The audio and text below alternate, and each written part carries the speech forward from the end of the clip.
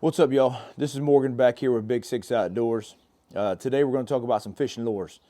Going on a fishing trip here with a buddy of mine in a couple of days, and I'm not ready for that. My tackle bags, they're all stuck on my boat, and my boat's still in storage, but I got to get ready for this. So I went and grabbed my tackle bag that I've got here, took a look through it, took a little inventory, and found some gaps in there. So went and picked up a few lures. So we're going to check those out here today. We're going to talk a little bit about what I'm going to use, what I'm going to try to catch, and we'll see if we can fill the gaps in my tackle bag here. So stand by. So we're back here on the workbench. Got to start with the Go Juice here. Not sponsored, but Mountain Dew, if you want to reach out, just go ahead. I'm willing to take it. So I got a little bit of a limit to what I've got here. This is basically what I kept for pond fishing. So we got a pond right here near the house, and this is just what I kept for some of that pond fishing. So I got some lipless crankbaits, got a little, oh, there's the hook. Yep, hook works. There's a little Ned rig. I like this guy. A little Ned rig comes this way. That's been pretty effective. Started with 6 of them, down to a couple. Got a couple spinner baits here, a couple swim jigs. Got a little jig here. This guy's been money for me. Love the color. I'm a big fan of this. Got a couple other swim baits. Little tadpole guy here. He's still got the moss on him. Still yet to catch anything on this little guy. I don't know. Y'all tell me. Is that worth it? Anybody caught anything on anything like this? We'll see here. Here's my pad monster. Got this guy. Looks cool on top. That's more for me. Fish don't see what's on top. That's a big problem with us. We go shopping for baits that look cool to us, and marketing gets us sometimes. I thought that looked pretty sweet, but I cut the legs off, cut them shorter, a little bit shorter here. A little tighter action. I like that. And also, if you can tell, I bent the hooks out just a little bit, just a very little bit. Helps me get a little better hook set. Caught probably the biggest bass in the pond on this guy. And when I say that, I say it's probably about a 3.5, maybe close to 4-pound bass, but got him on this one. Come up and hit it top water. Beautiful thing. Got some other lipless crankbaits over here. Got some smaller crankbaits. And I'll show you a little trick that my dad showed me, and I've taught it to a lot of people regarding crankbaits. Got a few more here. Got them organized by depth.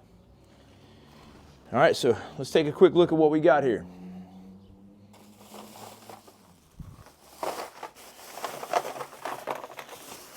So let's start here. D-rings, carabiners, just because they're awesome. But let's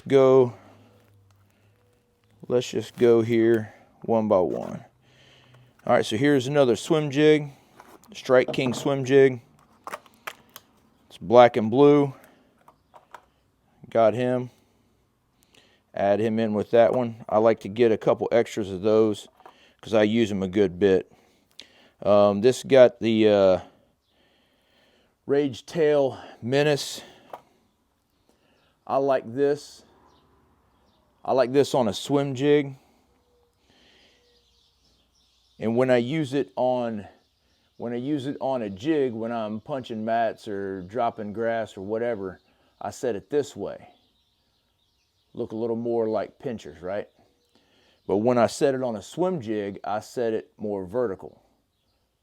So they're flying through the water vertically. So it's almost like tail flapping. That's the idea with a swim jig.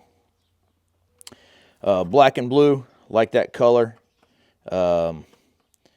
Especially later in the day, that color seemed to be pretty good to me. So here, because 2 is 1, 1 is none. Go same deal here. more of the black and blue swim jigs. All right. And I guess since I already had one, I guess we'll go with 3 is 1, 1 is none. So here's another swim jig, same deal, different color. Right, I like the swim jigs, especially where we're going. You'll come to find out as I post more on here. Getting to where I'm going to start posting some fishing videos. It's coming up next week, but you'll learn my relationship with green pumpkin. This goes way back to really the beginning of my fishing life, when I really started to get into it, really started to care more. A good friend of mine, his dad was a fisherman. He was into it, and he introduced me to green pumpkin. And he told me, he said it'll change your life. He was not lying. He was not lying. So Larry, thank you. I appreciate it. All right, so green pumpkin. That is what's that guy that does his Cajun cooking videos? He said, that money. That's it right there. And because white, got another swim jig. All right. All these swim jigs are Strike King with the same type of tail. Same type of tail right there. All right. And 2 is 1, 1 is none with the swim jigs. I've had a lot of success with white also, so I stick with those. And I get bored easy, so I can't really toss a lure out there and just let it sit and just pop it a little bit and just pop it a little bit. I can't do that. Toss it out, bring it back. Toss it out, bring it back. Toss it out, bring it back. If a fish don't catch, I don't like that fish. So we move on to the next fish. So the fish I catch, I'm gonna say their personalities like mine. They're agitatable, and I agitate them. Okay. So here, let's not do these just yet. I got a few of those, don't I? Let's go on to these little, call them inline spinners. I grew up calling them rooster tails. So just because they put inline spinner on the package doesn't mean that's right. But got a mix of colors. These are both 1/4 ounce. Little inline spinner rooster tails.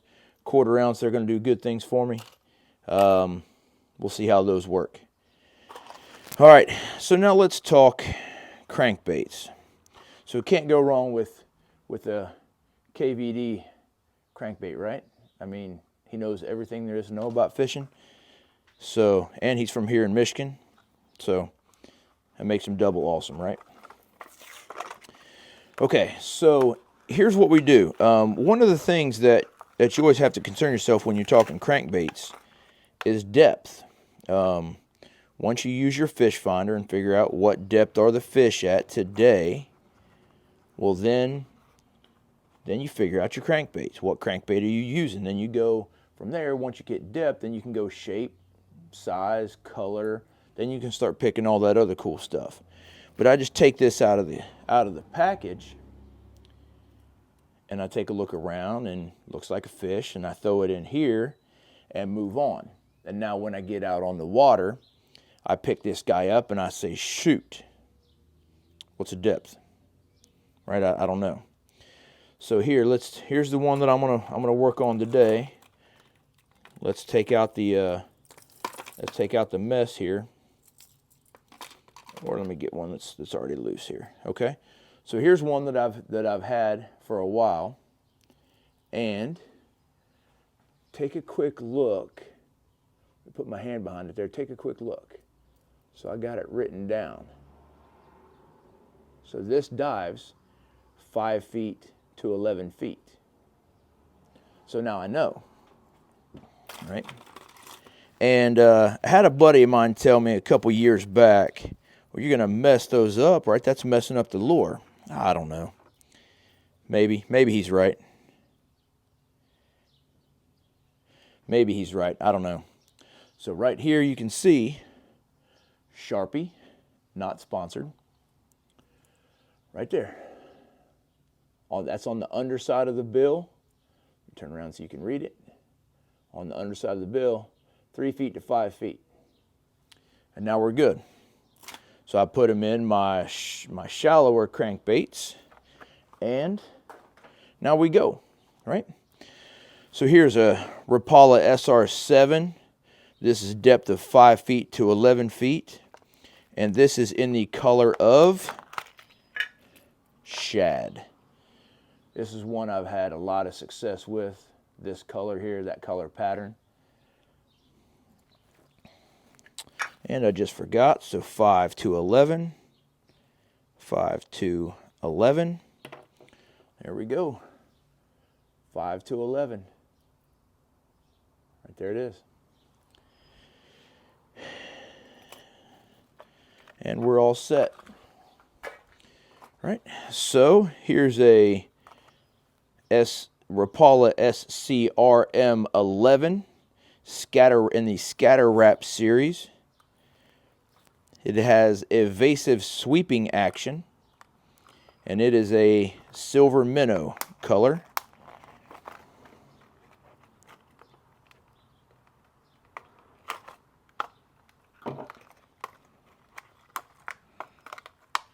Goodness gracious.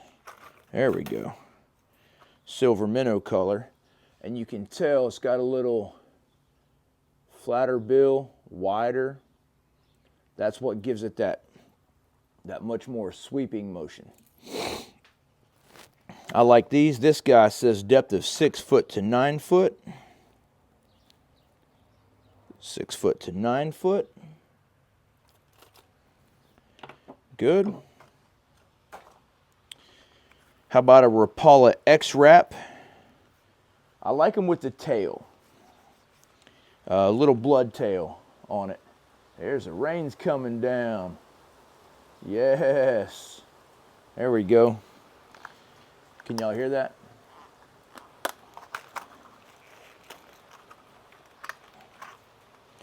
So here we go. This is extreme action slash bait. 4 feet to 6 feet depth. Extreme action slash bait.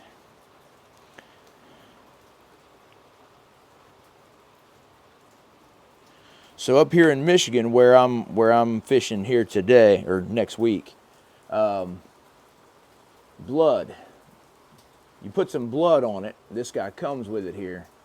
Put some blood look on the tail, and that'll get you some pike. And I'm interested there. What did we say? 4 to 6. I'm interested there. So I've got a couple others here. I almost have a whole blood series right here. But a few others that got some blood on them. And this guy right here, actually, this guy is very similar to... I'm going to shut that garage door.